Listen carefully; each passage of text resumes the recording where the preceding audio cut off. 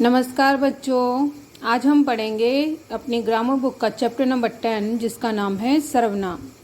English में से कहा जाता है प्रोनाउन। आप काफ़ी समय से सर्वनाम के बारे में पढ़ते चले आ रहे हैं। आज सिर्फ हम थोड़ा सा उसके बारे में और ज़्यादा पढ़ेंगे। सर्वनाम, प्रोनाउन।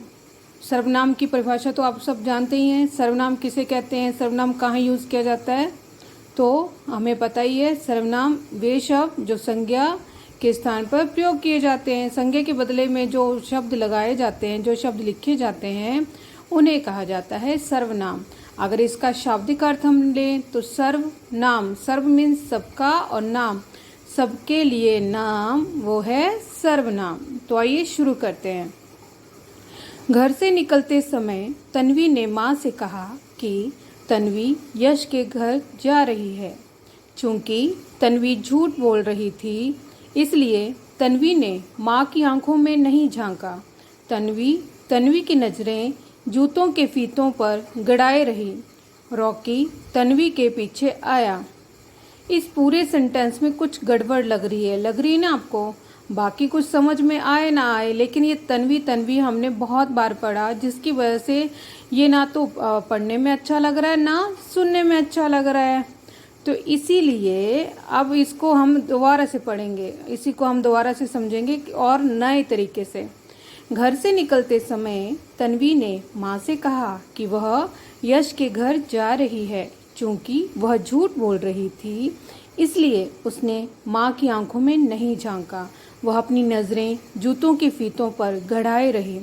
रॉकी उसके पीछे आया। अब यहाँ पर आप रंगीन शब्द देख रहे हो। वह, यहाँ पे वह, उसने, वह अपनी और फिर उसके। तो ये सब शब्द जो हैं वो तन्वी के जगह पर यूज़ किए गए। ये देखिए, तन्वी की जगह पर जो शब्द यूज़ किए गए हैं वो हैं वह, उसने, वह अपनी, फिर उसके। ये सब शब्द तन्वी के स्थान पर यूज़ किए गए हैं। तो आपने क्या जाना कि सर्वनाम, जैसे आपको मैंने पहले ही बता दिया, सर्वनाम अर्थात सबके लिए नाम, और इनका प्रयोग हम संज्ञा शब्दों के स्थान पर करते हैं। और जब हम बार बार एक ही शब्द को रिपीट करते हैं तो वो बिल्कुल भी अच्छा नहीं लगता। एक ही नाम जब हम बार बार बोलते हैं या सुनते हैं तो वो हमें अच्छा नहीं लगता। इसलिए उन शब्दों के स्थान पर कुछ शब्द यूज़ किए जाते हैं, उन्हें कहा जाता है सर्वनाम। जैसे वह, उसने, अपनी, उसके आदि। तो सर्वनाम क्या है? संज्ञा के स्थान पर प्रयोग किए जाने वाले शब्द सर्वनाम कहलाते हैं। अब यहाँ पे देखिए, मैं, हम, तू, तुम, आप, यह, वह, कोई, कुछ, कौन, क्या, जो, सो, ये सारे जो हैं वो सर्वनाम शब्द हैं। अन्य सर्वनाम शब्द भी इन्हीं शब्दों से बने हैं, जैसे जो लिंग, वचन, कारक की दृष्टि से अपना रूप बदलते रहते हैं। जैसे रीना नृत्य करती है, रीना का गाना भी अच्छा होता है, रीना गरीबों की मदद करती है। अब रीना की जगह पर जो यूज़ किए गए वो शब्द देखिए, रीना नृत्य करती है, उसका गाना भी अच्छा होता है, वह गरीबों की मदद भी करती है। तो इस प्रकार से हमने जाना कि संज्ञा के स्थान पर जो शब्द यूज़ किए जाते हैं वे कहलाते हैं सर्वनाम। सर्वनाम के भेद। सर्वनाम के कितने भेद? सर्वनाम के हैं 6 भेद। पुरुषवाचक सर्वनाम, निश्चयवाचक सर्वनाम, अनिश्चयवाचक सर्वनाम, संबंधवाचक सर्वनाम, प्रश्नवाचक सर्वनाम और निजवाचक सर्वनाम। सबसे पहला है पुरुषवाचक सर्वनाम। यहाँ पिक्चर में देखिए, तुम कहाँ जा रहे हो? मैं उसके घर जा रहा हूँ। तुम, मैं, उसके, वह आदि ये सब हैं सर्वनाम शब्द जो बोलने वाले, सुनने वाले या किसी अन्य के लिए प्रयोग किए जाते हैं। यही सब शब्द आते हैं पुरुषवाचक सर्वनाम की कैटेगरी में। तो इस प्रकार बोलने वाले, सुनने वाले तथा जिसके विषय में बात होती है उनके लिए प्रयोग किए जाने वाले शब्द पुरुषवाचक सर्वनाम कहलाते हैं। तो पुरुषवाचक सर्वनाम के भी आगे 3 भेद होते हैं, उत्तम पुरुष, मध्यम पुरुष एंड अन्य पुरुष। उत्तम पुरुष में होता है जो बात कर रहा है, वक्ता। वक्ता के लिए जो भी शब्द यूज़ किए जाते हैं वे आते हैं हमारे उत्तम पुरुष में। जैसे मैं अभी बात कर रही हूँ तो मैं अपने लिए जो शब्द यूज़ करूँगी वो आएंगे उत्तम पुरुष में, जैसे मैं, हम, हमारा, मुझे, मेरा आदि। और मध्यम पुरुष जिसके सामने, जिसके साथ हम बात कर रहे हैं, जो हमारे सामने है और जिसके साथ हम बात कर रहे हैं वो आएगा हमारा मध्यम पुरुष में, मतलब कि जिसके साथ हम बातचीत कर रहे हैं। तू, तुम, तुम्हारा, आप, आपका आदि।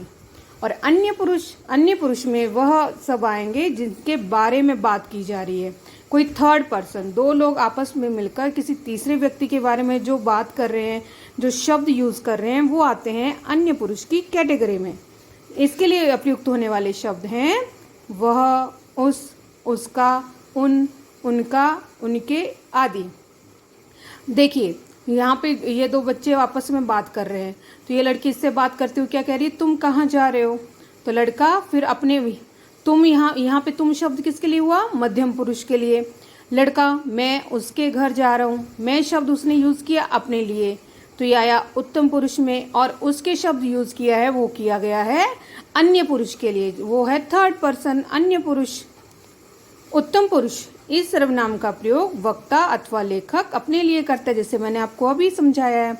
तो हमारा, मुझे, मैंने, हमारी, ये सब शब्द जो जब भी आते हैं वो आते हैं उत्तम पुरुष की कैटेगरी में। सेकंड है मध्यम पुरुष।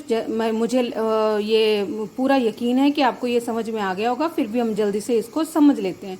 मध्यम पुरुष जो सुनने वाला है, जो श्रोता है, जब श्रोता के लिए जो शब्द यूज़ किए जाते हैं, जो शब्द प्रयोग किए जाते हैं वो कहलाएंगे हमारे, वो आएंगे मध्यम पुरुष की कैटेगरी में। जैसे तुम, तुमसे, तुम्हारे, तुमने, ये सब है मध्यम पुरुष के उदाहरण। अब अन्य पुरुष में प्रयुक्त होने वाले शब्द जो हैं वक्ता या श्रोता, जो दो लोग बातचीत कर रहे हैं वो जब किसी तीसरे व्यक्ति के बारे में बातचीत करते हैं उसके लिए प्रयुक्त होने वाले शब्द आएंगे अन्य पुरुष में। वह, वे, उन्होंने, इनसे, ये सब शब्द हैं हमारे अन्य पुरुष के उदाहरण। अब है सेकंड निश्चयवाचक सर्वनाम। निश्चय, डेफिनेट, यही मान्या का घर है, माँ इसी ने मेरी मदद की थी। तो आपको पता चल गया होगा कि दिए गए उदाहरणों में ये जो बात की कर रहे हैं बच्चे वो डेफिनेट है, वो श्योर हैं उस बारे में कि निश्चित ही वो उसी से बिलोंग करते हैं। जैसे ये लड़की बात करी यही मान्या का घर है और दूसरी लड़की बात करी माँ इसी ने मेरी मदद की, वो श्योर हैं, डेफिनेट है। तो ये है हमारा निश्चयवाचक सर्वनाम। उपयुक्त वाक्य में यही और इसी निश्चयवाचक सर्वनाम है क्योंकि ये घर और लड़की को प्रकट कर रहे हैं, की ओर संकेत कर रहे हैं ना। कुछ अन्य उदाहरण, यह, इसे, उसी, तुम्हें, उन्हीं आदि। तो ऐसे सर्वनाम शब्द जो किसी निश्चित व्यक्ति, वस्तु अथवा घटना की ओर संकेत करते हैं उन्हें कहा जाता है निश्चयवाचक सर्वनाम। कुछ सर्वनाम शब्द पुरुषवाचक तथा निश्चयवाचक दोनों रूपों में प्रयोग किए जाते हैं। कैसे, आइए देखते हैं। उदाहरण, यह कलम है, इसे हम पुरुषवाचक सर्वनाम भी कहेंगे। और हम जब इसको लेंगे यह सीमा की कलम है तो आता है ये निश्चयवाचक में। यहाँ पे ये पुरुषवाचक की कैटेगरी में क्यों हुआ, क्योंकि यहाँ पर सिर्फ यह सर्वनाम शब्द यूज़ किया गया है। यह कलम है, किसकी है, निश्चित नहीं है, तो ये है सिर्फ पुरुषवाचक सर्वनाम। और जब हमने बात की यह सीमा की कलम है तो यहाँ पे निश्चित ही है कि वो कलम जो है सीमा की है, सीमा से बिलोंग करती है, तो ये आया हमारा निश्चयवाचक में। अब है अनिश्चयवाचक सर्वनाम। जैसे आपको नाम से पता चल रहा है, निश्चय हुआ डेफिनेट, और अनिश्चय जहाँ पे श्योर नहीं है, जहाँ पे संदेह है, जहाँ पे भेद है। लगता है माँ बाजार से कुछ लाई है, देखो इस रास्ते से कोई आ रहा है। यहाँ पे कुछ और कोई, यहाँ पे हमें यह नहीं पता क्या सामान लाई है माँ, और यहाँ पे ये नहीं पता कि कौन आ रहा है, हम नहीं जानते, डेफिनेट नहीं है, वो निश्चित नहीं है, इसलिए ये आते हैं हमारे अनिश्चयवाचक सर्वनाम में। तो आपने देखा कोई कुछ सर्वनाम शब्द जो है वो निश्चित व्यक्ति या निश्चित वस्तु का ज्ञान हमें नहीं करवा रहे हैं, तो ये आए अनिश्चयवाचक सर्वनाम में। अनिश्चयवाचक सर्वनाम में कुछ जो कि अप्राणीवाचक होता है, या कोई प्राणीवाचक के लिए जब प्रयुक्त करते हैं तो अन्य उदाहरण, बाहर कोई खड़ा है, पानी में कुछ गिरा है। अप्राणीवाचक मीन्स नॉन लिविंग थिंग्स, है ना। और प्राणीवाचक किसी जीवित लिविंग थिंग के लिए जब बात करते हैं तो कोई यूज होता है, और अगर नॉन लिविंग थिंग है तो वो कुछ, जैसे कोई वस्तुएं हो गई तो आती हैं कुछ की कैटेगरी में। लेकिन हमें इतना डीपली नहीं जाना, हमें पता है कोई कुछ जहाँ जब भी यूज किए जाएंगे तो वो आएंगे वो अनिश्चयवाचक सर्वनाम की कैटेगरी में। जिन सर्वनाम शब्दों से किसी निश्चित व्यक्ति अथवा वस्तु का बोध ना हो उन्हें अनिश्चयवाचक सर्वनाम कहते हैं। तो ऐसे सर्वनाम शब्द जिससे हमें किसी निश्चित व्यक्ति या वस्तु का पता नहीं चलता, का ज्ञान नहीं होता, उन्हें अनिश्चयवाचक सर्वनाम कहते हैं। अब है संबंधवाचक सर्वनाम। संबंध, रिलेशन। उठो बेटा, जो सोता है वह खोता है। जिसने नीली कमीज पहनी है उसका नाम कनिष्क है। यहाँ पे कुछ वाक्यांश बोले गए हैं, एक वाक्यांश जो है वो दूसरे के साथ में जुड़ा हुआ है। जैसे जो सोता है वह खोता है, जिसने नीली कमीज पहनी है उसका नाम कनिष्क है, जो, वह, जिसने, उसका। संबंधवाचक सर्वनाम दो वाक्यों को आपस में जोड़ते हैं। दो वाक्यांशों को जब आपस में जोड़ा जाता है तो वहाँ पे होता है हमारा संबंधवाचक सर्वनाम। जो, वही, जो, वह। तो संबंधवाचक सर्वनाम की क्या डेफिनेशन होगी?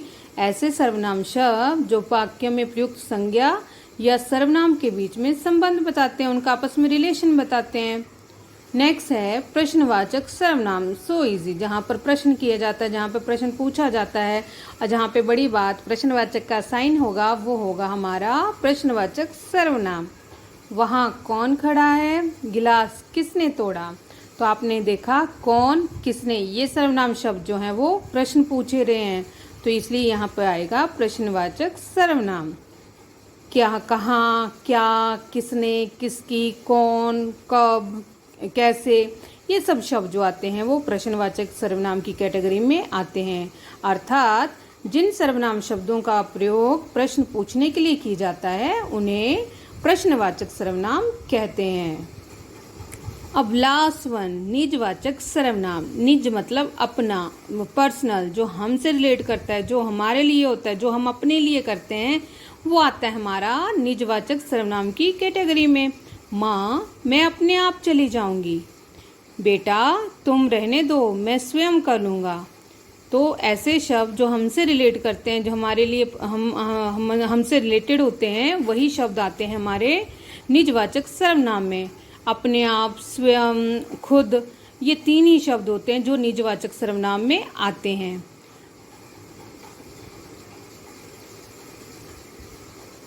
तो आपको ये समझ में आ गया होगा।